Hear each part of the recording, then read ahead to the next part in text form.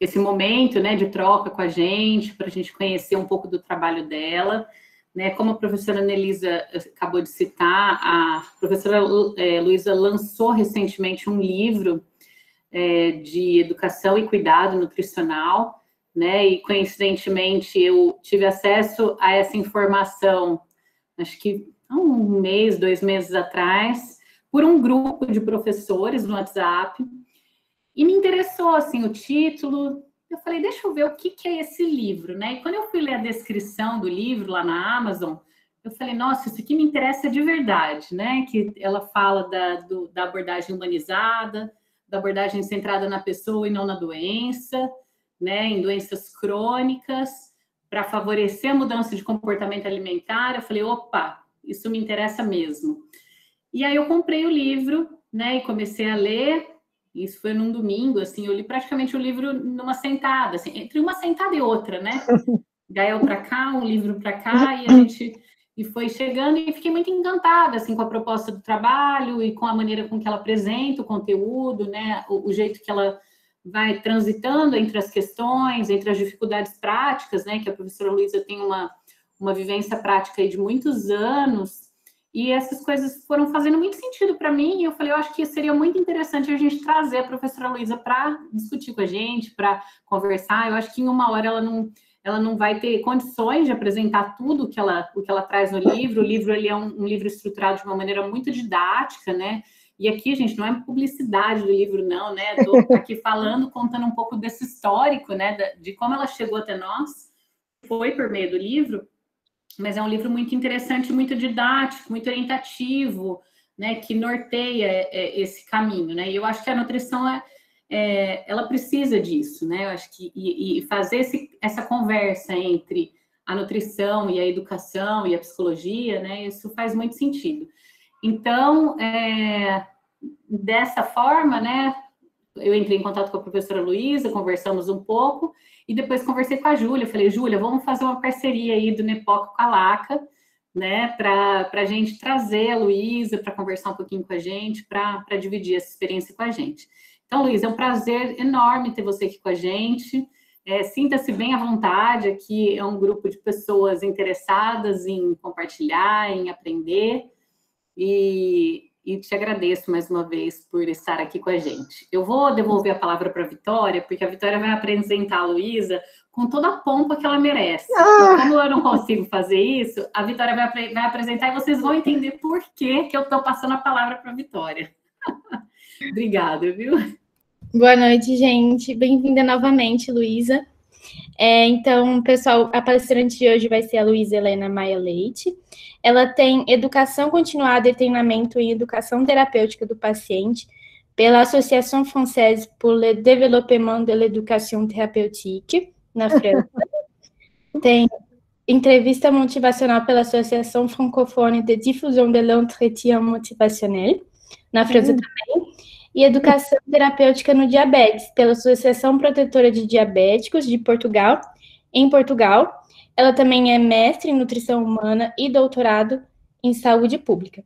Ela tem também pós-doutorado em cardiologia e HIV/AIDS na Universidade Pierre-Marie Curie, na França, e é nutricionista pesquisadora da Universidade Federal do Rio de Janeiro, no Serviço de Atenção a Pessoas Vivendo com Vírus HIV, do Instituto de Atenção à Saúde São Francisco de Assis, da UFRJ. Seja bem-vinda, Luísa. Très bien. Ok, boa noite a todos. É uma alegria estar aqui com vocês. Façam um sinal se o som está bom, ok? A minha voz não é assim muito potente, eu ainda estou um pouco gripada. É um prazer estar aqui. Agradeço à professora Camila pelo carinho, pelo interesse pelo meu trabalho. Agradeço o espaço que a Liga, não é, do Comportamento Alimentar deu para essa apresentação. Estou assim, muito feliz, muito honrada de estar aqui com vocês. Hoje a proposta, a minha missão, eu acho que é compartilhar com vocês um percurso profissional de um nutricionista que sempre trabalhou na área clínica e que foi transitar por um outro caminho, que é de estudo da educação nutricional. Isso não é um percurso assim muito tradicional, muito comum, não é? E eu tive essa felicidade, me encanta muito o meu trabalho, eu desenvolvo essas atividades com muita alegria, e eu gostaria realmente que inspirar vocês, né, com essa experiência. Então, eu trabalho na UFRJ há 20 anos em um serviço de assistência a pessoas vivendo com o vírus HIV. Então, toda essa minha formação complementar na área de educação nutricional surge da necessidade de melhor atender a demanda destes pacientes. Nestes 20 anos, a epidemia do HIV passou por inúmeras transformações. As principais foram no final de 90, com a chegada da terapia antirretroviral altamente potente, a chamada terapia HAART, que deu assim, uma guinada no tratamento do HIV. O HIV passa de doença aguda para doença crônica. Junto com a chegada desses medicamentos, chegam muitos problemas também a serem gerenciados. Então, é o momento em que a gente tem que lidar não somente com os problemas ligados ao vírus, mas com toda a complicação gerada pelos efeitos colaterais das medicações. Então, foi um momento em que os pacientes tinham uma severa síndrome metabólica, para quem não se recorda do conceito, mais que 3 complicações associadas. Então, era tipo colesterol elevado, triglicerídeo elevado, HDL baixo, ainda fumavam, tinham excesso de peso, então tudo isso tinha que ser gerenciado. Associado à chamada lipodistrofia, que eram alterações corporais também severas. Então, essas alterações corporais eram perda ou acúmulo de gordura subcutânea. Então, foi um momento de muito sofrimento físico e também emocional para esses pacientes. E nós tínhamos toda uma dificuldade de lidar com essa problemática. Eu lancei mão daquilo que eu sabia fazer, não é? Daquilo que eu aprendi, que foi a prescrição,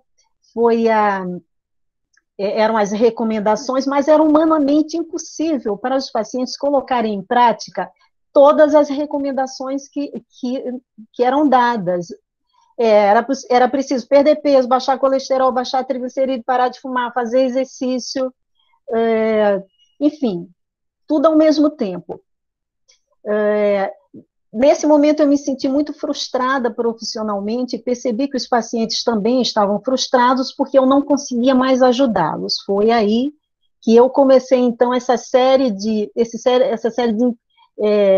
experiências, de viagens, para fazer intercâmbios com colegas em outros países, para ver como é que as pessoas estavam lidando, já que o HIV surgiu primeiro, não é, na Europa, nos Estados Unidos, aqui surgiu depois.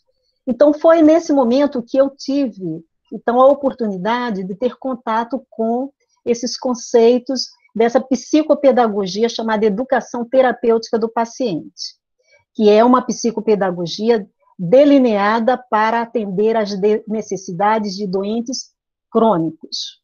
E hoje a minha missão é fazer, então, essa interface, trazer para o nosso contexto do trabalho do nutricionista a aplicação, então, dessa pedagogia. Pode passar, por favor? Muito obrigada. Então, a primeira questão que pode surgir assim na cabeça de vocês é: por que, afinal de contas, uma educação em saúde para o doente crônico, não é? O que o doente crônico tem diferente do doente agudo? São muitas particularidades que tem a doença crônica. Os tratamentos são muito prolongados, a doença não tem cura, e há um desarranjo completo do cotidiano das pessoas. Então, o indivíduo que antes tinha um certo equilíbrio, não tinha doença, tinha uma relativa saúde, ele passa a conviver com o desafio que é carregar uma doença para o resto da vida e um tratamento para o resto da vida. Isso marca profundamente a vida da pessoa, porque se perde algo que é fundamental na vida humana, que é a liberdade de agir. Esse é o maior sofrimento de quem tem uma doença crônica, é a perda da liberdade de agir. Isso explica até muitas dificuldades que as pessoas têm na adoção dos comportamentos em saúde. Muito difícil de lidar com essa perda da liberdade. Bom, outra questão fundamental é que é alta a prevalência de doenças crônicas no mundo. Se considerarmos o Brasil, a população mais de 50 anos, quase 70% dessa população tem mais de 2 doenças crônicas associadas. E se considerarmos 3 doenças ou mais, é quase metade da população mais de 50 anos, 47%. Isso não é nada trivial, são esses pacientes que batem as nossas portas procurando ajuda. São eles que estão, então, nos nossos consultórios, estão nos hospitais, buscando, então, auxílio. Segundo a OMS, a doença crônica é um problema de saúde que necessita de um acompanhamento por vários anos. Então, esse acompanhamento por vários anos tem um nome. Esse nome é o cuidado. Cuidado não é qualquer intervenção em saúde. Esse nome tem um significado que se chama um segmento, não é? Então, quando vocês lerem na literatura cuidado em saúde, já sabem que significa alguma coisa a longo prazo. Pode passar, por favor? Bom, aqui nós temos o que a gente tem feito ao longo dos anos. Vamos trazer aqui para a nutrição essa avaliação. Então, nós temos aqui as abordagens tradicionais que são fundamentadas, baseadas no consertar erros, no identificar e consertar erros. Lembre da nossa anamnese alimentar. O que a gente consegue identificar com ela? São as inadequações, são os erros alimentares. Então, a gente compara com os padrões, com as recomendações, e assim tenta consertar esses erros. Então, nós temos aqui uma figurinha engraçada, que é a do profissional com as ferramentas, o profissional consertador de problemas. Lembrem aqui, vejam que o paciente está estático, ele não participa do processo, ele só vai ter os seus problemas resolvidos pelo profissional consertador de problemas. Como se comunica esse profissional? Ele informa, ele aconselha, ele prescreve, ele argumenta tentando convencer, e ainda pode lançar mão de antipedagogias que são a ameaça: você vai morrer se você não fizer uma dieta, você vai ter um infarto, não é? Vocês já devem ter ouvido isso, não? Ou tenta convencer. É bom lembrar que nós podemos informar, aconselhar, prescrever, fazer tudo isso, mas de forma nenhuma essas intervenções, essas ações se traduzem num processo de educação, nem nutricional, nem de nenhuma outra forma de educação. Porque no seu íntimo, a educação, ela precisa que o educando participe do processo, porque é uma construção de saberes, não é? E o objetivo final da educação é você libertar a pessoa do seu jugo, né? É você devolver a liberdade dela de agir. Então, é trabalhar a chamada autonomia, né? Eu quero, neste ponto, destacar que eu não estou fazendo nenhuma crítica às abordagens tradicionais, porque elas têm a sua utilidade, elas são muito úteis para as doenças agudas, que têm as suas crises pontuais, onde eu vou poder prescrever, recomendar, argumentar, tem o seu efeito.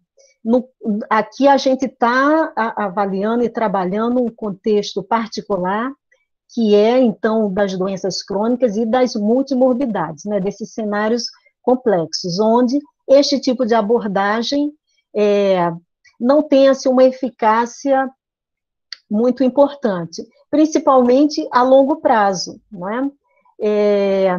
Basta ver a literatura. O que diz a literatura em termos de adesão a tratamentos em saúde?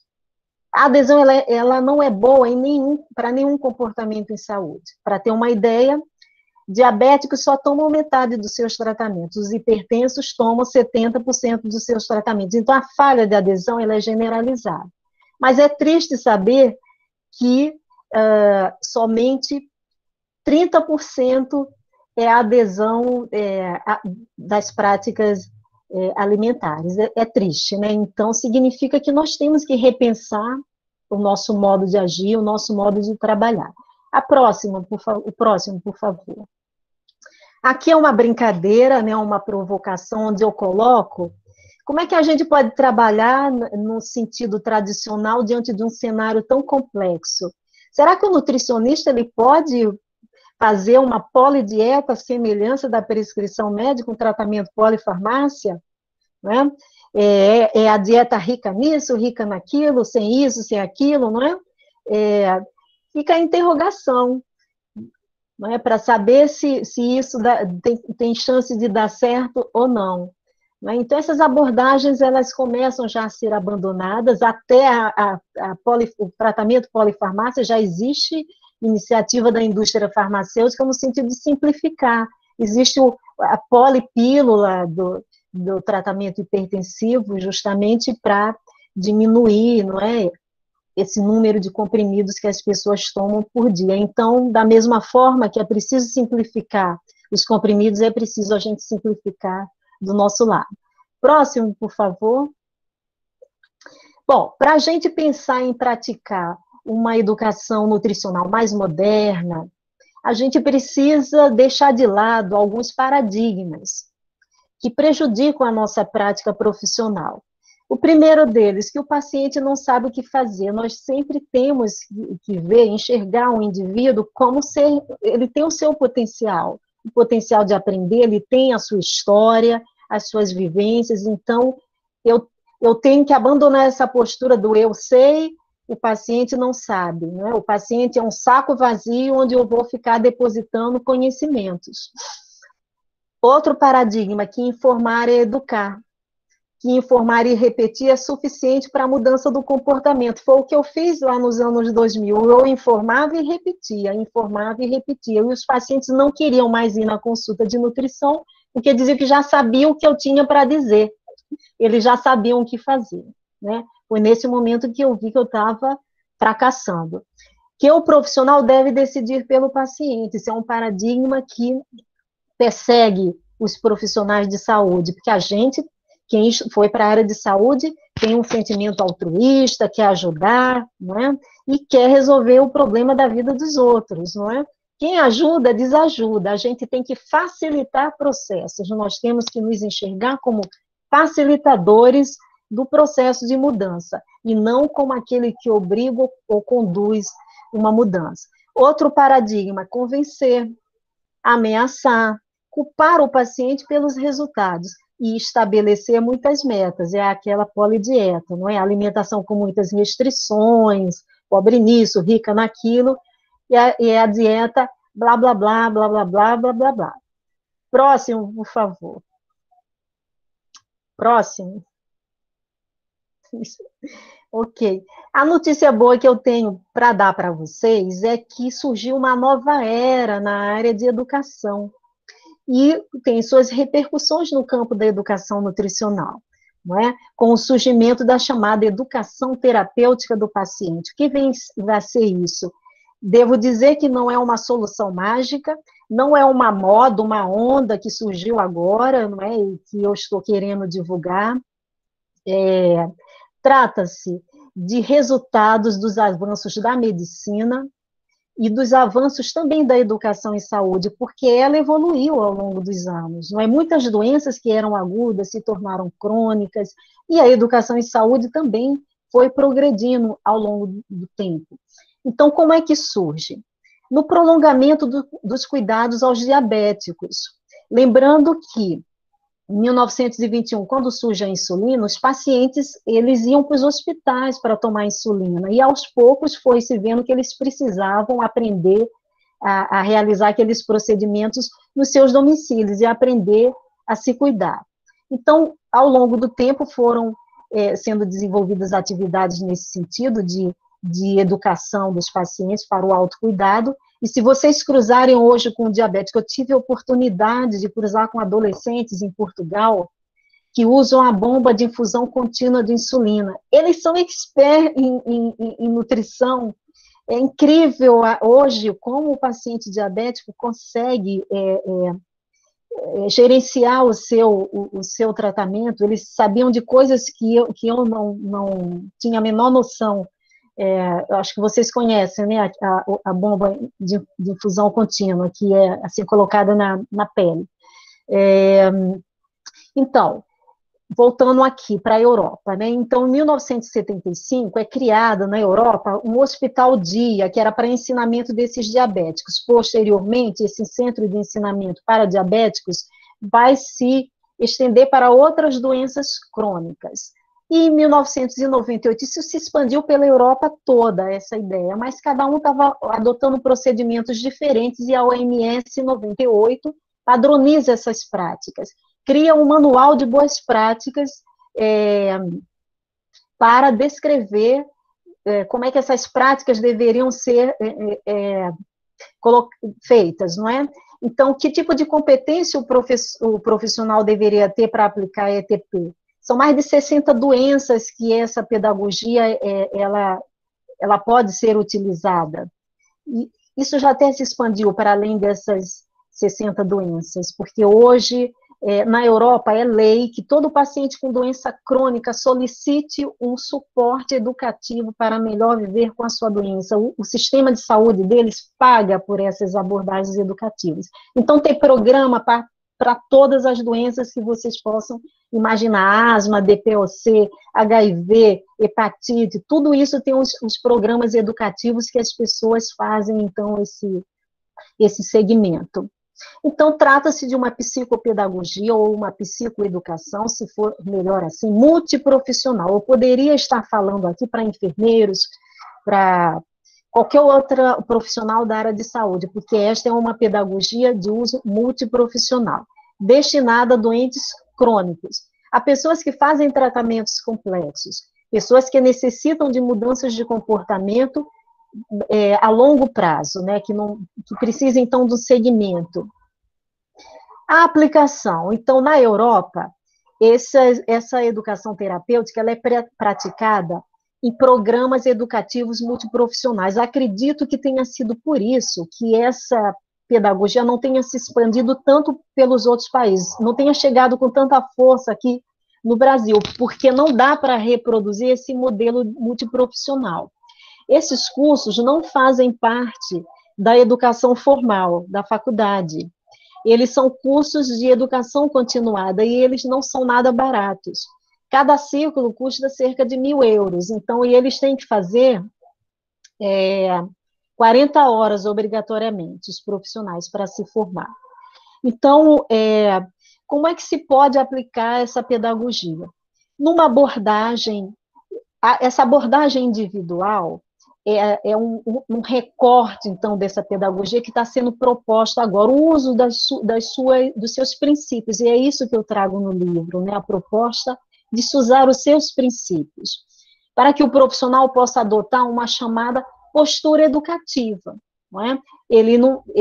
Uma postura de educador terapêutico, já que a gente não vai trabalhar nesse sentido dos programas educativos multiprofissionais. E eu ainda posso propor para o paciente um programa de acompanhamento individual. Ao invés dele pagar por uma consulta, ele paga por um ciclo educativo, né? Aqui eu já estou dando ideias de empreendedorismo, né? O que pode ser feito. Eu posso vender esse programa de acompanhamento para empresas, não é? Para melhorar a adesão aos tratamentos, isso é possível também, né? São muitas as possibilidades, isso é um ramo que dá para a gente fazer muita coisa. O próximo, por favor. Estou correndo muito, gente, tá bom? Estou correndo muito? Ok. O conceito da educação terapêutica, então, é um processo de aprendizagem centrado no paciente. Não é centrado na doença, porque na doença é feita a prescrição e para isso, só se diz o que fazer, mas não diz o como. Quando eu digo que é centrado no paciente adaptado às suas necessidades, significa que eu tenho que traduzir para ele o como, não é? O objetivo é permitir uma melhor gestão cotidiana da doença e melhora da qualidade de vida. Vamos entender dois aspectos, então, dessa psicopedagogia. Eu vou deixar de fazer o conselho nutricional para aprender a fazer e praticar o aconselhamento terapêutico alimentar. Isso é diferente de dar conselho, de só prescrever. Esse aconselhamento terapêutico, essa noção vem da psicologia. Isso significa que eu preciso criar com o paciente uma relação de ajuda. Através dessa relação de ajuda, eu vou trabalhando, então, todas os ensinamentos que precisam ser, as aprendizagens, né, digamos assim, uma palavra melhor. Então, esse aconselhamento terapêutico vai substituir a prescrição. Na prática, como é que ele é realizado? Não é uma consulta nutricional, são ciclos educativos, em que a gente vai escolhendo os temas a serem trabalhados. O hipertenso, né? A prescrição dele, 4 gramas de sal. Esse a dietoterapia diz o que fazer, não é? No ciclo educativo da educação terapêutica, eu vou dizer o como. Como é que o paciente vai colocar em prática essa prescrição de comer 4 gramas de sal por dia? Aí eu vou trabalhando os ciclos educativos, tipo, a aprendizagem da leitura dos rótulos, a aprendizagem das equivalências de sal. Eu vou, mais tarde vocês vão entender melhor, que tem mais explicações sobre isso. Essa pedagogia de aprendizagem ela é baseada em 2 aspectos. Na aquisição de competências, esse termo é esquisito, né? Competências, mas pode substituir por saberes, por aprendizagens, é tudo a mesma coisa. É porque eu preferi manter o termo criado pela Organização Mundial da Saúde, porque diz que a pedagogia ela é destinada para que o paciente adquira competências, habilidades, aprendizagens, com um objetivo muito específico, que é a resolução de problemas relativos ao seu tratamento no cotidiano. Tá? Pode passar, por favor? Isso. Ora, uma pedagogia tão ambiciosa quanto essa tem que ter bases teóricas que sejam sólidas. Eu não vou ter tempo de explicar tudo isso aqui, mas vamos comentar algumas. As bases pedagógicas, relacionais e de comunicação e motivacionais. Pedagógicas. Para o nosso orgulho, o embrião desta psicopedagogia é a pedagogia emancipatória de Paulo Freire. Então, praticar a educação terapêutica é praticar a educação de Paulo Freire. Então, uma palavra que define a educação que foi praticada por Freire é o diálogo. Então, ele travava um diálogo com aqueles educandos, ele conhecia, que permitia conhecer o mundo em que as pessoas viviam.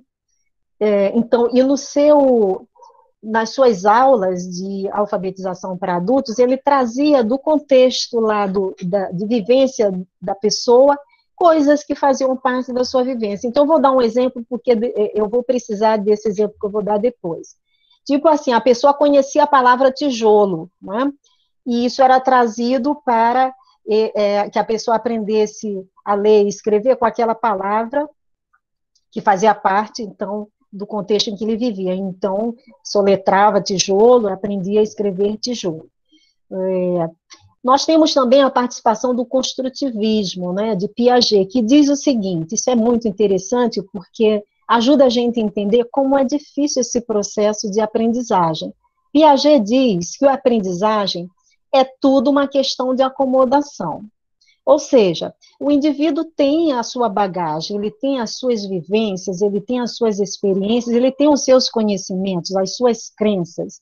Quando eu vou transmitir um conhecimento para ele, ou elaborar um conhecimento, o que vai acontecer é um choque entre esses 2 polos, o que eu estou querendo transmitir e o que a pessoa traz de fora. Lembrem como se fosse o liquidificador, aqui isso tudo vai ser misturado e vai haver uma sedimentação. Essa sedimentação é a chamada acomodação, é o que foi realmente percebido e aprendido pela pessoa. Não, a nossa cabeça, a nossa mente, diz Piaget, não é uma fita de gravação. Não é como apertar o microfone do WhatsApp, não é, e gravar. Antigamente era fita de gravação, né, o cassete. Não funciona dessa forma. Eu aperto a fita, eu falo, e o paciente grava aquele saber. As coisas não acontecem dessa forma. E isso é frustrante, porque é a tal o efeito da informação que não tem efeito nenhum na mudança do comportamento, né? Não é capaz de mudar o comportamento. As bases relacionais, não é, de comunicação são a relação de ajuda centrada na pessoa. Eu gostaria de falar demais sobre isso, mas não dá. Lembrando, então, das questões básicas, que é a empatia, é o se colocar no lugar do outro, entendendo o seu sofrimento, é o não julgamento, A escutativa, que é o falar menos e ouvir mais, é um exercício difícil para a gente, não é que está acostumado a querer solucionar os problemas dos outros, a gente precisa ouvir mais, ó, 2 orelhas para ouvir mais, né? Uma boca só que é para falar menos. A entrevista motivacional também faz parte dessa base teórica, de muita utilidade para a educação terapêutica, no sentido de motivar aqueles pacientes que estão em ambivalência, né, na dúvida para a mudança do comportamento. As bases motivacionais, então, o modelo de crenças em saúde, a teoria de estágios de comportamento em saúde, que vocês devem conhecer, porque é muito útil na área de nutrição, não é?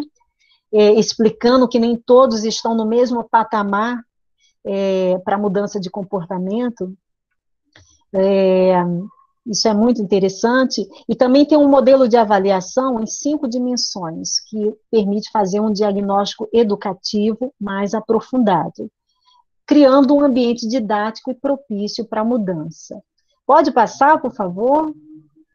Isso, é bom lembrar, então, que a finalidade educativa da educação terapêutica não se limita a dar informações ou conselhos, mas em transmitir e construir saberes a fim de que o paciente se aproprie e saiba usar no cotidiano.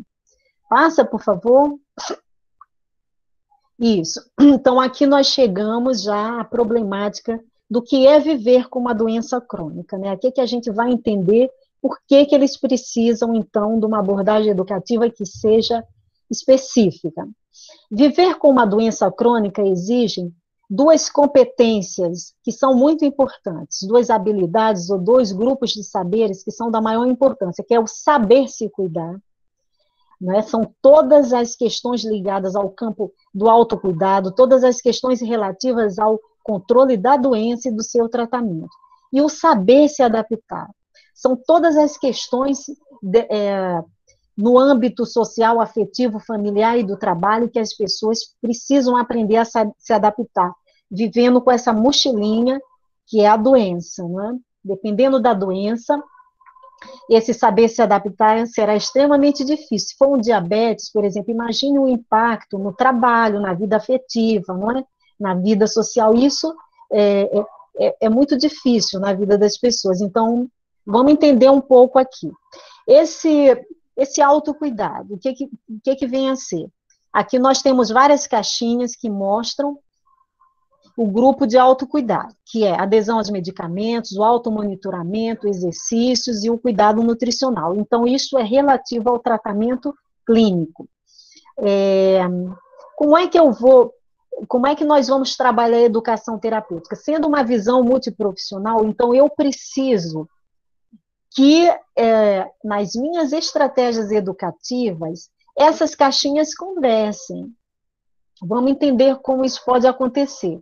Luísa, eu não sou... Ai, volta, por favor. Isso. Então, eu não sou médica, eu não prescrevo medicação. Como é que eu posso ajudar na adesão aos medicamentos? Então, eu preciso criar estratégias dentro do meu plano educativo nutricional que favoreça a adesão aos outros campos do autocuidado. Será que a pessoa tem uma rotina de alimentação? Não é? Ela tem horário para dormir? Ela tem horário para comer? Isso é uma coisa simples, é questão de rotina, e que o nutricionista pode abordar, e isso colabora muito para que a pessoa tenha uma melhor adesão ao medicamento. Quem não tem rotina alimentar, quem não tem horário para comer, não toma remédio nenhum, porque o remédio sempre é prescrito próximo do horário das refeições, ou do café, ou do almoço, ou do jantar, funciona assim. Como é que eu posso colaborar como nutricionista no automonitoramento? São as medidas de autocontrole, as medidas de pressão. Normalmente, os pacientes, num ponto de vista mais tradicional, só trazem as listinhas com as medidas de pressão ou medida de glicose, o que é muito difícil de interpretar. Às vezes eu acho até que eles inventam aquilo, né? Aquelas anotações bonitinhas, né? Então tem um modo de se trabalhar de forma mais eficaz, porque é complicado você colocar a pessoa para medir a pressão ou para medir a glicose várias vezes por dia e ela não saber solucionar o problema lá que ela tem, ou de glicose elevada, ou de glicose baixa. Então, como é que nós fazemos normalmente? Então, tem uma ficha, né, que é de automonitoramento. O exemplo aqui da pressão arterial. Nessa ficha, a pessoa vai medir a sua pressão de manhã, quando acorda. Se deu alta, ela precisa lembrar o que foi que aconteceu no dia anterior, que pode ter provocado o aumento da pressão. Se aborreceu com alguém, ou comeu alguma coisa que não estava previsto, um pouco mais salgado. Por que isso é importante? Porque o paciente precisa saber fazer correlações dos seus comportamentos com o seu controle, então, clínico. Se ele não fizer essas correlações, se ele não perceber que quando ele come um sal a mais, a pressão sobe, que quando ele não toma remédio, a pressão sobe, ele não vai estar motivado e nem predisposto para adotar, então, os comportamentos como tem que ser adotados. Eu lembro de uma paciente muito engraçadinha que eu tenho, diabética. Então, ela me falou assim, que teve hipoglicemia. Eu falei, qual foi a solução que você deu?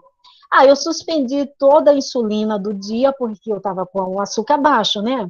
E eu também comia açúcar assim, doce, porque eu estava com açúcar baixo, né? Ela me falou dessa forma. Quer dizer, uma interpretação errada, uma solução errada para um procedimento que existe, que é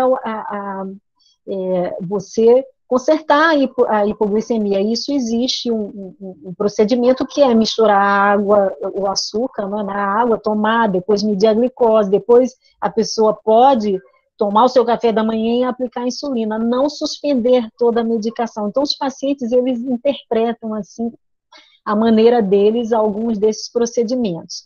Aqui eu quero fazer um comentário que eu andei lendo algumas avaliações, assim, um pouco mais politizadas, que questionam um pouco essa ideia de você trabalhar essa transferência de responsabilidade para os pacientes. Diz que isso é praticar uma medicina neoliberal. Não sei se vocês já leram alguma coisa, né, que passa muita responsabilidade para o paciente. Eu quero lembrar que doente crônico já tem essa responsabilidade de praticar os seus cuidados em casa. A gente não vai para casa com eles fazer a dieta, não vai tomar um medicamento, fazer o controle do estoque, né? Essas são responsabilidades dos próprios pacientes. E o que a gente pretende, ao aplicar uma pedagogia educativa como esta, é que as pessoas tomem as decisões mais acertadas, que ele não interprete que porque o açúcar está baixo, ele tem que suspender a medicação, ele tem sim que tomar a solução correta para a situação. Então, basicamente é isso. Pode passar, por favor? Isso, aqui, então, é a nossa conversa mais importante hoje, é fazer essa interface, né, dessa educação terapêutica no campo da nutrição, né? Nós temos aqui uma coisa que eu imaginei na minha cabeça, porque quando aluna eu sempre imaginei que... Eu sempre gostei da área clínica, mas sempre vivia assim com uma sensação de que faltava alguma coisa, né? Que tinha uma lacuna.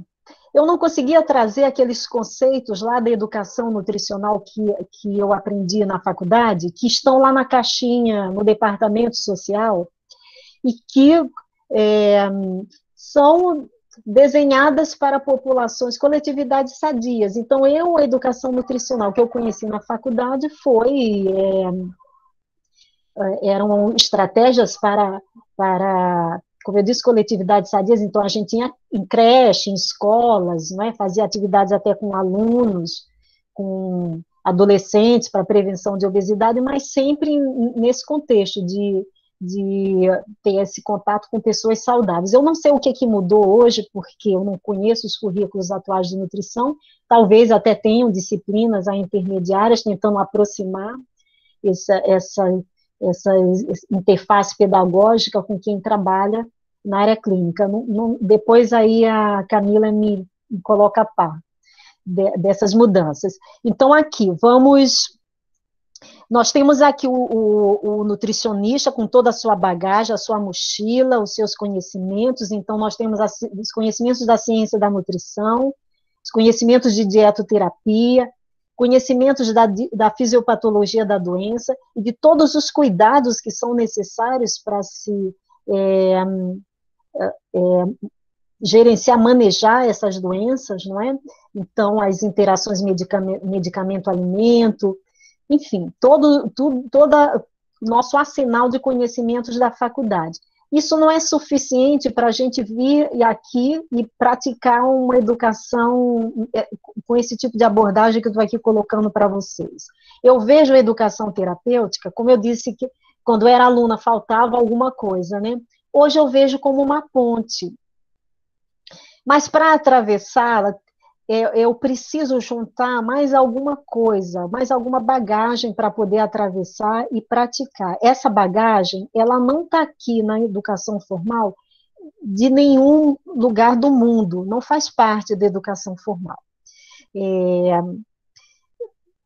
Então, a gente precisa se aperfeiçoar, não é? Depois de formada, nesse contexto aqui, né, tentando adquirir essas competências. Vamos identificar o que tem dentro dessa mala, né, o que a gente precisa aprender a fazer. Nós precisamos, enquanto nutricionistas, ser capazes de identificar crenças e representações das pessoas. A nossa anamnese alimentar não permite isso. Né? Isso é fundamental. Enxergando o indivíduo como alguém que tem uma história, tem vivências, tem crenças a respeito de determinadas questões que podem dificultar a predisposição para se tratar. Vamos imaginar uma doença que a pessoa não se sinta doente, algum problema de saúde que não dê nenhum sintoma, um colesterol elevado, não é? A pessoa não se sente doente, então isso vai prejudicar. Eu preciso sondar como é que a pessoa vê o problema que ela tem, o impacto que esse problema tem na sua vida. Uma pessoa com sobrepeso, se considerarmos mulheres, o excesso de peso ele é diferente por gênero, né? O que a mulher sente é diferente do que o homem sente. Alguns homens até se sentem bon vivant, né? Comem muito, bebem muito, então não tem grandes problemas. E as mulheres sofrem mais porque elas têm mais pressões, né? Então isso precisa ser percebido por nós, porque dificulta a adesão ao tratamento. Vou dar um exemplo da minha prática com HIV. Os pacientes têm medo de emagrecer, paciente com HIV. Ao longo desses anos, eu fui percebendo que eles corriam um pouco da consulta de nutrição. Eu sou muito magrinha, e acho que eles tinham medo que eu tentasse emplacar assim, uma alimentação à minha moda, né? Mas eu não faço nenhum tipo de controle, eu estou só brincando. O fato é que eu comecei a perceber isso e se justifica. Quem passou por desnutrição severa no passado, quando a doença era muito grave, não quer que ninguém associe perda de peso com HIV. Eles têm esse medo, né, de que seja um agravamento da doença ou que as pessoas percebam, né? Já fizemos um trabalho em que avaliamos assim, a percepção corporal. Eles sempre desejam formas físicas um pouco mais corpulentas. É complicado isso. Então, nós precisamos também aprender a construir, então, uma relação de ajuda centrada na pessoa. Então, é o sair desse nosso eu sei, você não sabe, é o deixar o paciente participar do processo, deixar o paciente participar das decisões, isso é importante, né? Quando eu tenho muitos problemas para resolver, o paciente tem que decidir por onde ele se sente capaz de começar e não por onde eu acho que ele deva começar. É importante que a gente deixe a pessoa participar dessas decisões. Então, é uma busca de uma parceria. Isso é aprendizado que nós precisamos ter. Entender como se processa a mudança do comportamento. Não é nada trivial mudar nenhum comportamento em saúde. O comportamento alimentar tem muitos determinantes que precisam ser compreendidos pelo profissional nutricionista. Nós temos que aprofundar os estudos nesse campo, não é? Dos determinantes da mudança do comportamento, porque isso explica muitas coisas, muitas das frustrações que nós temos de ver que os pacientes não conseguem colocar em prática algumas das nossas recomendações. Precisamos aprender a aplicar métodos motivacionais quando necessário. Então, os pacientes que estão resistentes ao tratamento, na negação, os que estão ambivalentes, os que estão na dúvida, os que estão prontos para começar um tratamento, os que estão na recaída, que a recaída faz parte do processo, não é? E tudo isso são estratégias diferenciadas que nós precisamos saber lidar. Saber realizar um diagnóstico educativo. Nós aprendemos a realizar um diagnóstico nutricional, clínico, né? A antropometria, a avaliação de dados laboratoriais, mas diagnóstico educativo para o doente, não. Isso é algo que temos que aprender. Saber planejar e colocar em prática uma pedagogia educativa a longo prazo, caminhando paralelamente ao acompanhamento nutricional, identificando as necessidades dos pacientes, identificando os conteúdos que já foram aprendidos, identificando se já se pode passar para um outro tema, e por aí vai. Então, é algo assim, bastante amplo e que permite que a gente se aproprie de algo que é muito importante, que é essa nossa condição. Nós nascemos para ser educadores, o nutricionista precisa se identificar com essa marca, né, que nós temos na nossa profissão. Eu vejo dessa forma. Então, aqui, atravessando a ponte,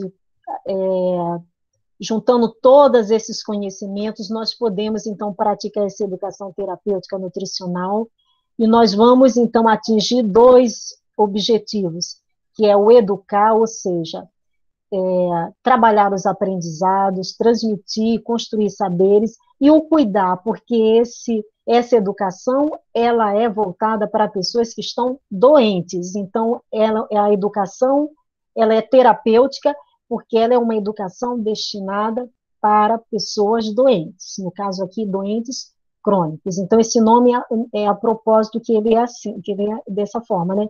Educação significa que existe um conteúdo a ser transmitido, uma aprendizagem a ser realizada, e terapêutica, que é destinada a pessoas doentes. Pode passar, por favor? Bom, aqui eu apresento para vocês, infelizmente o livro não é assim, livro é um e-book, né? Eu queria que fosse assim no papel, mas não é, eu prefiro o papel, mas a crise trouxe muitos desafios, né? A área está em crise, então a proposta que eu tive foi essa, e enfim, eu queria que o meu projeto deslanchasse. Então, o que eu estou propondo nesse livro? Eu trago, então, um resumo dessas minhas práticas profissionais, de todos os desafios que eu tive, fiz um apanhado, então, desse conteúdo que, ao longo dos últimos 10 anos, eu vim adquirindo. Ao longo desses anos, eu fui viajando, e eu não perdi nenhum ano sem fazer um estágio. Estava sempre pedindo estágio, eu era a mulher do estágio. Eu ia viajar para algum país, me arruma um estágio. Muito, muito engraçado. E o que eu estou propondo, então, é um conceito ampliado do cuidado nutricional. O cuidado nutricional tradicional é o acompanhamento do estado nutricional a longo prazo, e eu estou propondo um acompanhamento educativo paralelo ao acompanhamento nutricional. Para se fazer isso, é preciso enxergar o paciente em várias dimensões. Eu não posso avaliar só hábito alimentar, porque eu só vou encontrar a superficialidade. Então, eu preciso avaliar a questão biomédica, as questões relativas à doença. Cada doença é uma doença, com as suas particularidades, com as suas necessidades.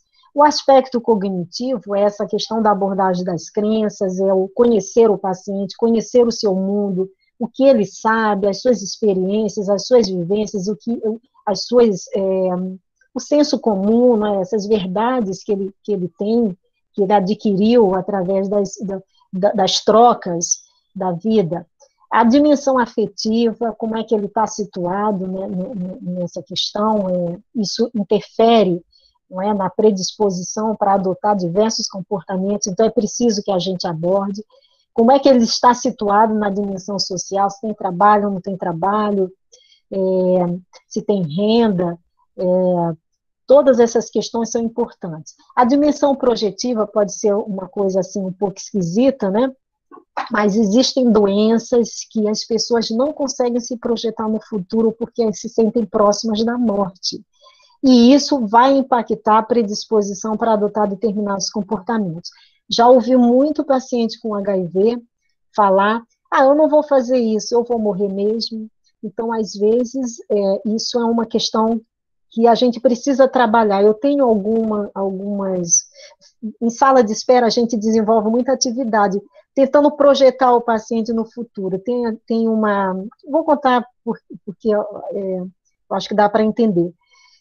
Tem uma atividade em que a gente dá um cartão postal para o paciente e pede para ele escrever como se ele tivesse daqui a 10 anos. Escreva esse postal para um amigo seu daqui a 10 anos. Então, aqueles que estão tomando tratamento mais ou menos, não é? Eles vão se questionar se daqui a 10 anos eles vão estar vivos, não é? Como é que eles vão estar. Isso até é uma motivação para que eles façam o seu tratamento, né? No campo do HIV é muito difícil essa questão da adesão. Continuando aqui, pode ir para o próximo? Isso, então, como é que se processa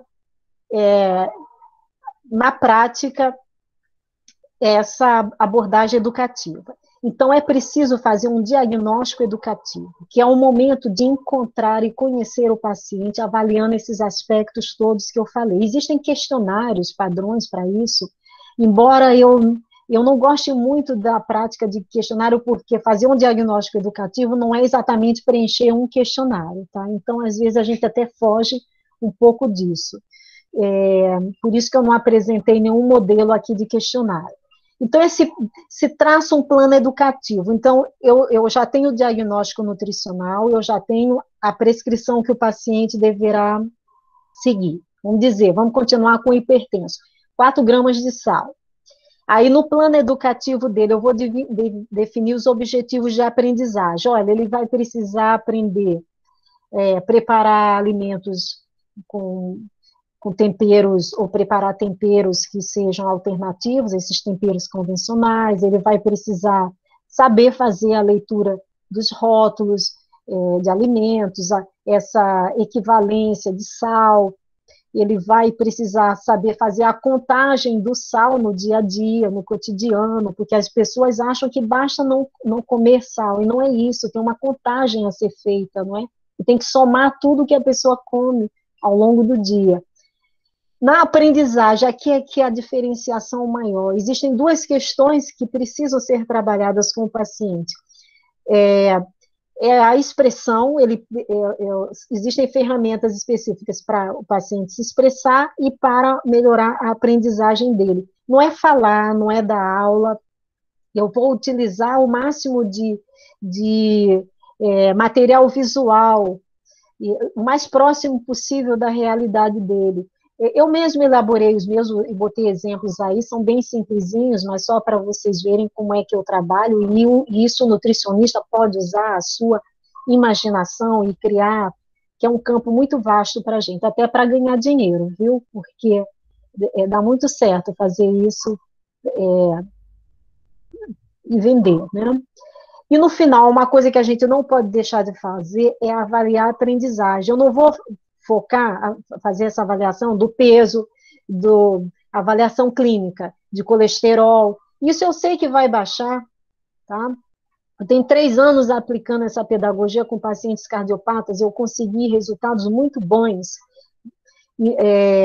Então, você faz a aprendizagem do que ele aprendeu. Ele já é capaz de fazer isso? Então, eu passo para outro tema. Ainda está difícil isso para ele? Então, a gente bota mais um círculo educativo sobre aquele tema. Lembrando que os objetivos são orientar, ajudar, apoiar e tratar. Isso aqui, gente, é muito diferente de uma abordagem tradicional de nutrição. É muito diferente de eu fazer uma consulta com uma prescrição, de dar papeizinhos de proibido e de permitido. Ainda tem muita gente fazendo isso. É muito diferente de eu ficar contando caloria, né?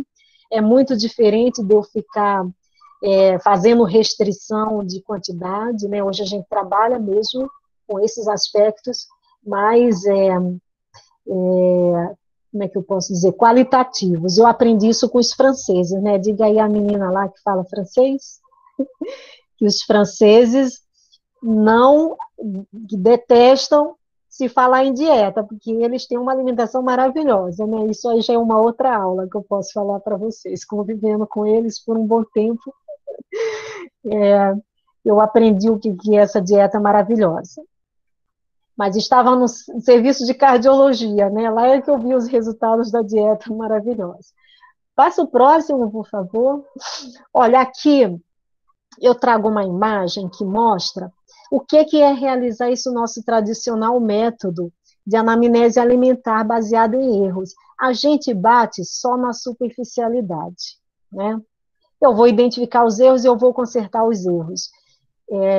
Mas eu preciso, no contexto da doença crônica, que os pacientes perenizem esses comportamentos em saúde, que eles sigam o resto da sua vida, ou o maior tempo possível, com esses comportamentos saudáveis. Então, por isso é que é preciso um olhar mais atento e mais ampliado para identificar as outras dificuldades que estão por debaixo que a gente não consegue enxergar. Né? Isso aqui é bastante complexo e vai dificultar a vida da pessoa e o alcance do equilíbrio, então, do seu tratamento. Pode passar a próxima? Isso. Competências que o paciente deverá adquirir. Então, aqui eu fiz de forma genérica, porque cada doença tem a sua lista de competências específicas, mas de forma geral. Olha, eu preciso, no campo do autocuidado, do saber se cuidar, que o paciente saiba o que é uma alimentação saudável. A área da nutrição hoje se transformou numa área de contradição. Ninguém sabe mais dizer o que é comer saudável. Tem gente que acha que é comer sem glúten, sem lactose, sem não sei mais o que, diet, light, não é? A gente precisa desfazer essas crenças, construir um conceito que seja adequado. Né? Pode-se usar o Guia Alimentar Nacional para isso, né? Trabalhando o que é a comida saudável, que é a comida que não tem tanta manipulação industrial, que é o que está perto dele. Isso é fundamental. Porque as pessoas já chegam com inúmeros conceitos e querem que você assine embaixo, né, daquilo que ela está querendo fazer. Eu quero fazer veganismo, né? Então você tem que assinar embaixo daquilo. E isso não é comer saudável, está longe de ser, não é? É preciso que o paciente entenda qual a relação da alimentação com a sua doença, isso é fundamental. Que ele faça essas correlações, senão não vai fazer nenhum tipo de mudança de comportamento. É preciso que ele entenda que existem fatores agravantes na alimentação que vão prejudicar o seu equilíbrio clínico. Como ajustar a alimentação nas situações de crise? Conhecer as equivalências nutricionais. Então, lembram do tijolo que eu falei lá do Paulo Freire? Eu preciso traduzir para o paciente, da mesma forma que o Paulo Freire fazia, essas palavras aqui que para ele, o que é carboidrato que vem escrito no rótulo alimentar, o que é sódio? Ele não sabe o que é. Mas se eu disser que sódio é sal, e eu mostrar a quantidade de colherzinha de sal que tem dentro daquele alimento, dentro daquela porção, ele vai entender melhor. O que é carboidrato? Ele precisa entender que aquilo é o açúcar. A gordura, dá o exemplo de colherzinha de óleo, isso ajuda muito, é bastante importante esse conceito aqui. Ele precisa aprender a se automonitorar, eu já até falei isso para trás, o saber ser, reconhecer as situações de estresse e observar se essas provocam desajustes no tratamento, ele é que tem que fazer essas observações quando ele se irrita, se aborrece, né? O saber se adaptar às situações de mudança de rotina, então, são muitas as mudanças, a viagem, receber visita. Na época que os pacientes com HIV tomavam um monte de remédio, que eram uns 10 remédios por dia, era muito difícil para eles viajar, receber visita, passar fim de semana na casa de alguém. Tomavam remédio escondido no banheiro ou não tomavam. Né? Então, isso é uma coisa que eles precisam saber se adaptar. A gente faz alguns jogos lá no hospital. Hoje não está se podendo fazer a sala de espera por causa da aglomeração, né? Da pandemia, mas eu já fiz muitas. Então, tinha uns joguinhos que a gente colocava, confrontava eles com situações para tratar essa questão da antecipação de problema. Então, aqui no Rio, como em São Paulo, tem muita enchente, e a gente dizia, você vai trabalhar hoje, não deu para voltar para casa, deu uma enchente. E aí? E o tratamento? E eles, entre eles, encontravam uma solução. Eu ando com o meu remédio na bolsa. E um exemplo, então, de uma antecipação de problema, né? Quem toma um tratamento crônico, que não pode deixar de tomar sua medicação, tem que ter uma estratégia de antecipação de problema. E isso funciona para a nutrição também. Existem algumas doenças que se pode trabalhar essa questão. E várias outras coisas. Trabalhar com ele a expressão de suas emoções e de suas dificuldades. Nessa relação de ajuda e de parceria, o paciente ele vai se sentir mais à vontade com você, vai trocar e vai falar das dificuldades que ele tem, sem o nosso julgamento, lembram? A empatia, que é entender o sofrimento do outro, lembram que é um não julgamento? Nesse sentido. Pode passar, por favor? Isso. Olha, então, em resumo, eu pratico uma educação terapêutica alimentar se eu conheço suficientemente bem a patologia das doenças, eu preciso do aprofundamento, né, desse conhecimento, dos tratamentos, das interações, tudo isso é necessário. Não é para abandonar isso, não, porque eu preciso dessas informações se eu for trabalhar com quem é doente. Se eu consigo me comunicar bem, permitindo a participação do paciente no processo. Se eu realizo um aconselhamento alimentar usando variadas ferramentas para facilitar a aprendizagem, não somente explicações verbais. Se eu planejo meu processo educativo por etapas, passo a passo, respeitando o tempo do outro. A gestão do tempo na doença crônica é diferente da doença aguda. Eu não posso botar o meu relógio, o relógio da Luísa, tem que ser o relógio do paciente. E ver o que ele é capaz de fazer, em que tempo ele é capaz de colocar em prática. O foco nos cuidados exigidos pela doença e nas necessidades do paciente. Isso quer dizer o quê? Isso é muito importante, porque eu posso querer impor num processo educativo eu vou fazer uma especialização, vamos dizer assim, na área da nutrição, e eu vou, de repente, querer conduzir no sentido dessa minha linha. E isso pode não dar certo aqui, porque cada doença tem uma especificidade, cada pessoa é uma pessoa com diferentes demandas, tá? Vocês já vão entender melhor isso aí daqui a pouco. E que eu seja capaz de fazer uma avaliação do que o paciente aprendeu. Pode passar? Eu acho que deixa eu ver que horas são. Gente, já passou, não? Passou do tempo? Mas pode continuar. Olha, não era uma hora? Então, olha só, aqui é a última tabela, tá? Aqui eu trago um apanhado de todas as diferentes abordagens em que a gente pode fazer a educação nutricional. Tudo tem a sua utilidade, mas todas essas abordagens têm utilidades e limitações. Isso é que eu gostaria que ficasse claro. A informação em saúde, ela tem sua utilidade, mas tem muitas limitações. Ela é centrada na mensagem e é centrada em quem vai transmitir essa mensagem. Isso não é suficiente para mudar o comportamento, porque a pessoa, o paciente, por exemplo, não está envolvido nesse processo, não é? Eu já vi pessoas, informação em saúde, lembram da carteira de cigarro que tem aquela chamada fumar causa câncer? Eu já vi paciente pedindo uma carteira de cigarro que tivesse uma pessoa menos feia e menos doente, né? Então, isso é informação em saúde, para vocês terem uma ideia, mas tem sua utilidade. Os programas de promoção e prevenção à saúde, em que na nutrição eles basicamente são utilizados para os grupos a risco, os não doentes. A dietoterapia, embora o nome dietoterapia, né, terapia, não lembre muito, é uma forma de se praticar a educação nutricional, só que é uma educação nutricional um pouco manca para o paciente com doença crônica, porque ela diz o que tem que fazer, mas não diz como. Não é? Então, você fica preso na dieta, na restrição, e só consertando o erro. Né? Mas a dietoterapia ela é eficaz para doentes com doenças agudas. ok, aí não tem problema. Para as pessoas que estão hospitalizadas, internadas, né?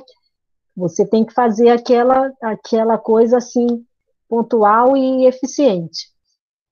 Essa abordagem coaching nutrição, não sei como é que isso está sendo feito aqui, eu vejo mais as pessoas contratarem esse tipo de abordagem para a área assim, de atividade física, né, para quem está desejando, de repente, uma vida mais saudável, mas são pessoas saudáveis, acredito. Então, eu vejo o coaching mais como um tutor, né? E aqui eu quero lembrar, se o nutricionista quiser adotar essa abordagem mais personalizada, mais acompanhando pessoas doentes, é fundamental que ele faça um curso e se especialize em nutrição clínica e que faça um curso de abordagens educativas, porque o doente não pode ter tutor. O doente precisa participar do processo, porque ele precisa ter certas responsabilidades em relação aos seus cuidados.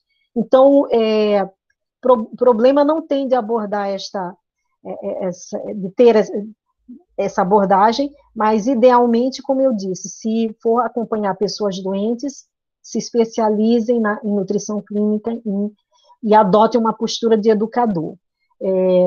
O tutor não vai funcionar nesse caso aqui. As abordagens comportamentais. Então, atualmente, eu estou vendo assim um afluxo muito grande de oferta de cursos de abordagem comportamentais para nutricionistas, e eu estou vendo muita gente também interessada. Eu tive a oportunidade de acompanhar lá fora experiências de sucesso de abordagens comportamentais na área de obesidade. Mas, como eu disse, a educação terapêutica, onde eu me formei, ela é praticada em equipe multiprofissional. Então, a maioria desses exercícios, principalmente o que a psicologia chama de terceira onda, não é? Onde se utilizam conceitos e descobertas da neurociência de que estados meditativos melhorariam o equilíbrio de pacientes cujas doenças são pioradas por condutas aditivas, não é? Como é o caso que leva a compulsões, não é? Como é o caso da obesidade. Então, como eu disse, eu vi essas experiências, esses exercícios, eles eram feitos, elaborados e aplicados por psicólogos em contato lá também com os nutricionistas, e eu fiquei bastante interessada na época. Mas é bom lembrar o seguinte, lembrem daquelas caixinhas que eu mostrei no slide do autocuidado, todas as competências que os pacientes precisam, os doentes crônicos, adquirir. O controle do estresse não é a única competência que o paciente com uma doença crônica precisa administrar. Então, essa abordagem, ela tem a indicação bastante objetiva, né, que seriam para essas doenças em que os pacientes tenham essas condutas aditivas, ou situações, como é o caso de uso de dependência química. Então, vamos dar um exemplo do diabético.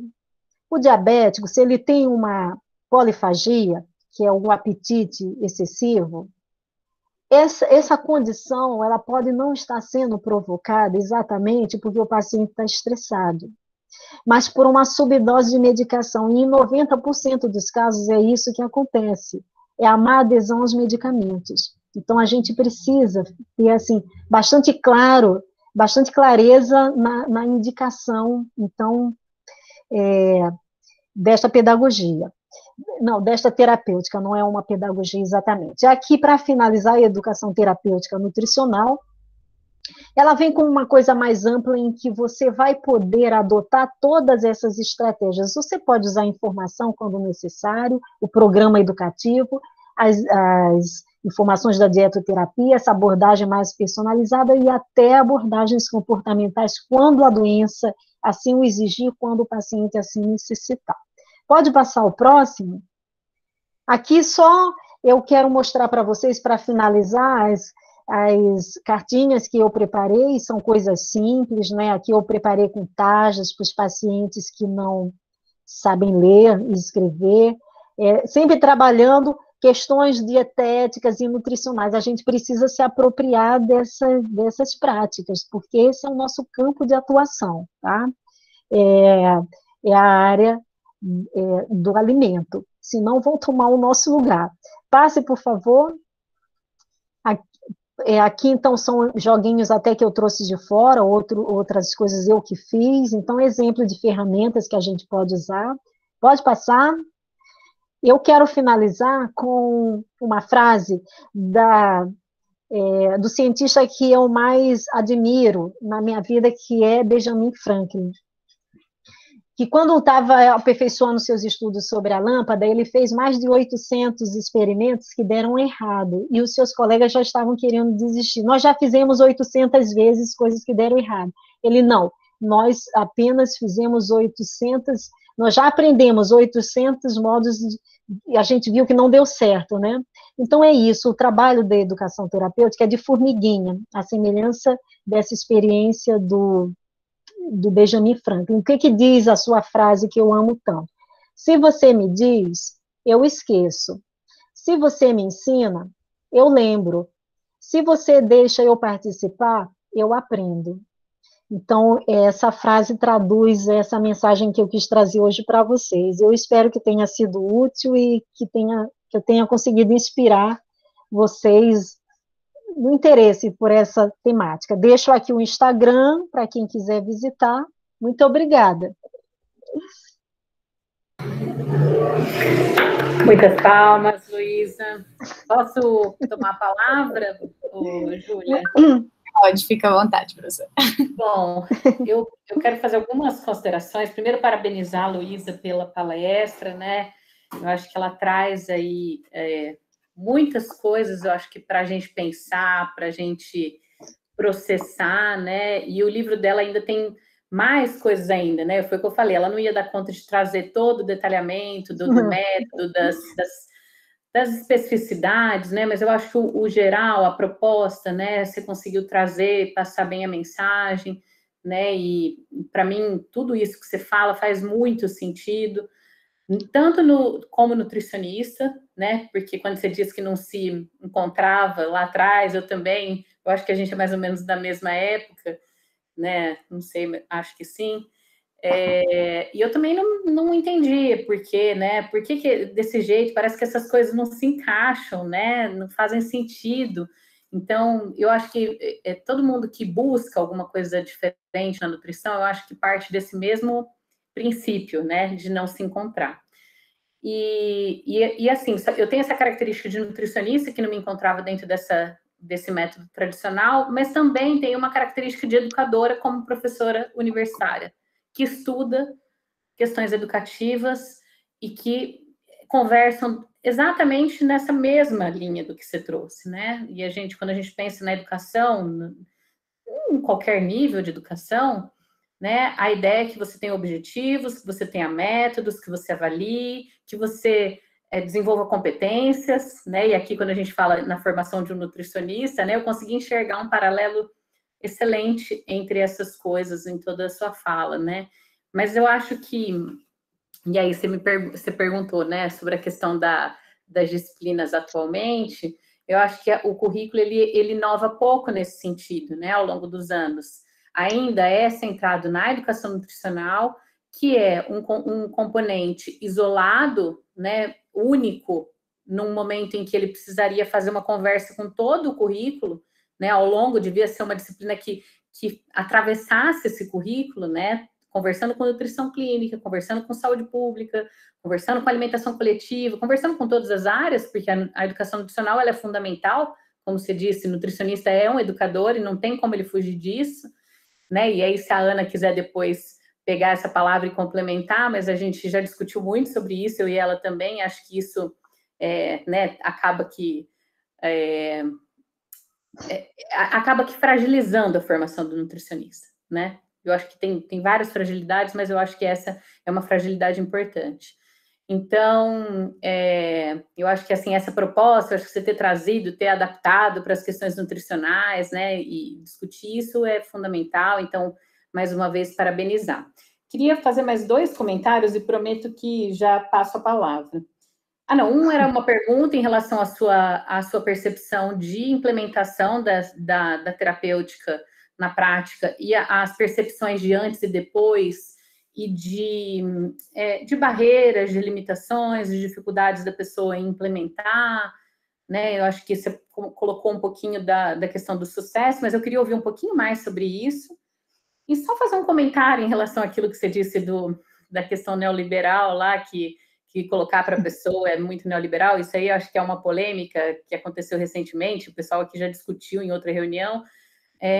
Eu acho que o que é importante é a gente entender que quando a gente propõe essa abordagem não prescritiva, vamos dizer assim, né, entre aspas, não tradicional, em que você toma a decisão centrada no profissional e não no paciente, a ideia não é culpabilizar e nem responsabilizar o paciente por aquele problema, né, que eu acho que é o que se discute naquele artigo nessa polêmica que aconteceu, mas sim de ajudar ele a ser responsável pelo seu cuidado, o que é muito diferente de responsabilizar ele pelo erro, pelo fracasso, é muito diferente, são coisas muito distintas. Então, acho que era isso que eu queria colocar e devolvo a palavra. Obrigada e parabéns, viu? Obrigada. Então, para eu responder, ou é a Ana, tá. Você pergunta um pouco sobre... Ai, me perdi. Dá para você repetir? Eu falei um monte de coisa junto, né? Não, isso eu não consegui captar. São comentários de uma sobre geral, a pergunta é sobre a tua percepção de mudança com o paciente mesmo, com as demandas, né? Porque, claro que deve ter surtido uma mudança importante. Ouvir um pouco dessa experiência prática na implementação do método, nas dificuldades que eles trazem, né? Como que você lidou com isso, de linhas gerais, né? Porque você deve ter muitos exemplos, muitas especificidades. Isso. Então, a minha prática, a maior parte dela é com o portador do HIV. Esse já é um paciente um pouco mais delicado de se lidar, porque traz muito sofrimento associado da doença.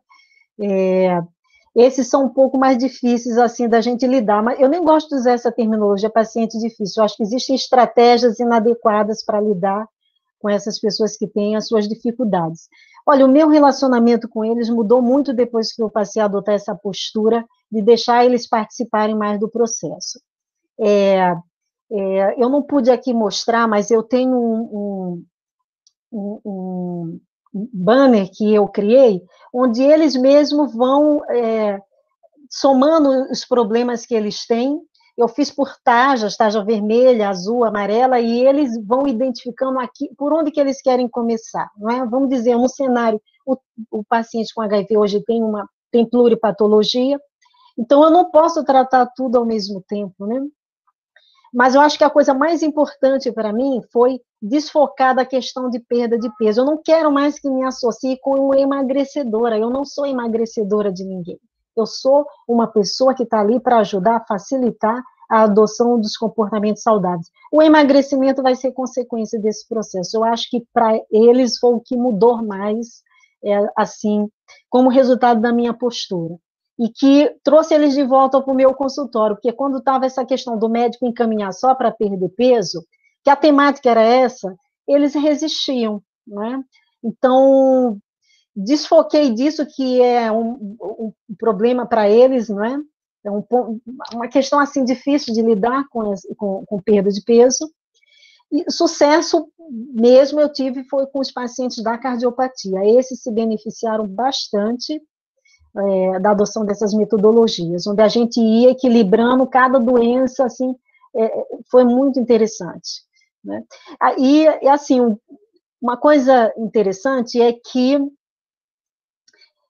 é um segmento, né? Eu vou ter todo o tempo para fazer as coisas que são necessárias, eu acho que isso é que muda, eu não ficar botando pressão. Eu tenho tempo para fazer as coisas. O doente crônico tem essa característica, né? Eu vou podendo eu vou seguindo e sem estabelecer os meus prazos, mas os prazos deles. Eu não sei se eu respondi, eu fiquei um pouco confusa. Deu para responder ou preciso acrescentar? Sim, a única dúvida que me surgiu aqui no meio é assim, como que você enxerga essa questão do sucesso com um grupo e com outro, apesar de serem condições diferentes, né? E eu acho que sofrimentos diferentes, será que tem alguma coisa a mais, assim, que facilitaria esse processo no cardiopata, né? Nessa pessoa que tem uma dislipidemia, um infarto prévio, enfim, alguma coisa que a mobilize diferente desse paciente com HIV, alguma percepção também, né? Não como fato, mas dessa percepção na prática.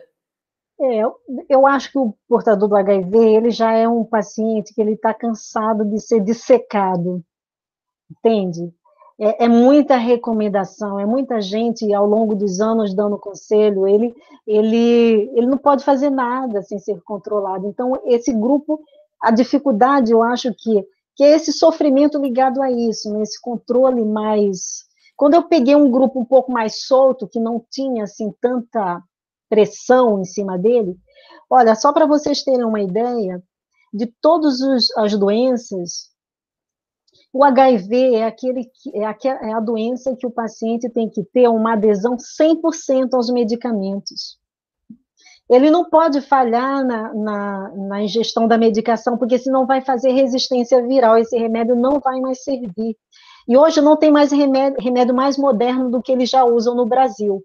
Quer dizer, ele só vai andar para trás para remédios que são mais antigos e mais tóxicos. Então, como eu disse, o nível de exigência com esse grupo é muito alto, no sentido da adesão terapêutica. Talvez por isso que eles escapem um pouco mais desse sucesso, né? O outro grupo, eu acho que não está sob tanta pressão, talvez seja isso. Embora talvez isso até mude o próprio também. estigma que eles sofram, né, Luísa? O estigma, sim, é um peso, o HIV pesa severamente na vida da pessoa, tá? Não é nada trivial. Tá certo. Então, quem mais? Alguém quer falar alguma coisa? Tem alguma dúvida?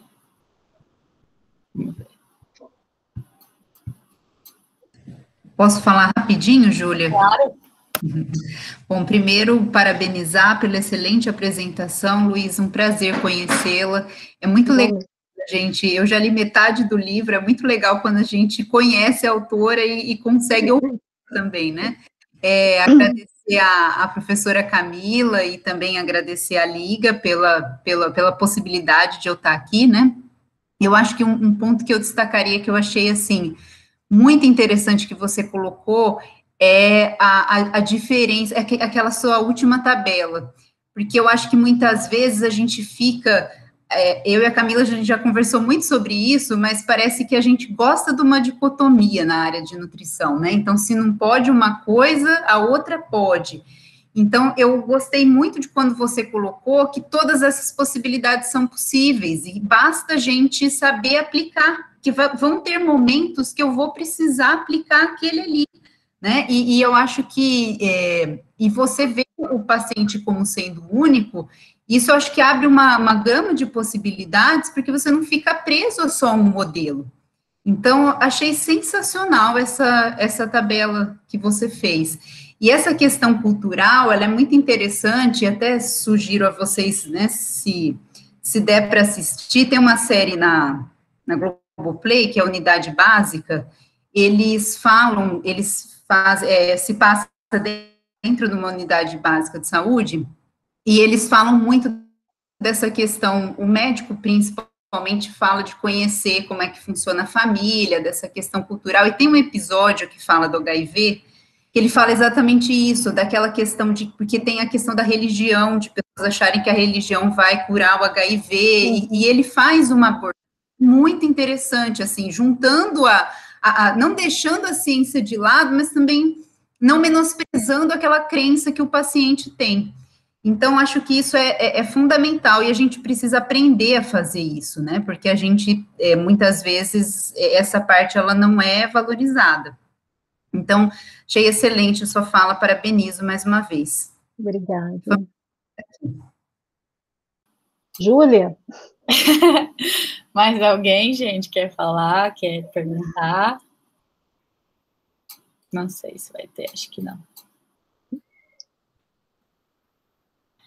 Bom, acho que não. Eu queria agradecer também, em nome da Liga, tanto pela parceria com a Nepoca, a professora Camila, quanto você, professora Luísa, muito obrigada, foi muito enriquecedor. Todo mundo só elogios aqui. E o sorteio? Ah, então, eu vou fazer amanhã pelo Instagram da Liga. Vou fazer ao vivo para todo mundo ver que eu não roubei. E aí a gente entra em contato. Tá bom. Eu vou aproveitar. Posso fazer uma divulgação? Pode, claro. Nós lançamos uma enquete para os profissionais nutricionistas, com uma proposta de avaliar as suas práticas, né, nesse campo, e ampliar um pouco esses conhecimentos. Então, se conhecerem nutricionista, não é para aluno, né, que a enquete... Você já respondeu, Camila? Não respondi ainda, mas pode deixar que eu encaminho para tá bom. as pessoas Preciso que vocês... Isso, os nutricionistas formados. Eu agradeço mais uma vez. Olha, foi muito legal estar aqui com vocês e espero que a gente possa se encontrar numa próxima. Grande abraço. Obrigada, daqui do Rio. Obrigada pela presença, obrigada pela doação do livro. O pessoal está todo mundo aí ansioso para ver quem vai ganhar, e daí amanhã a Júlia divulga, então. E foi um prazer estar aqui com vocês. Igualmente. Obrigada. Grande abraço. Tchau. Tchau, tchau. Obrigada, pessoal. Boa noite. Boa noite. Boa noite. Boa noite.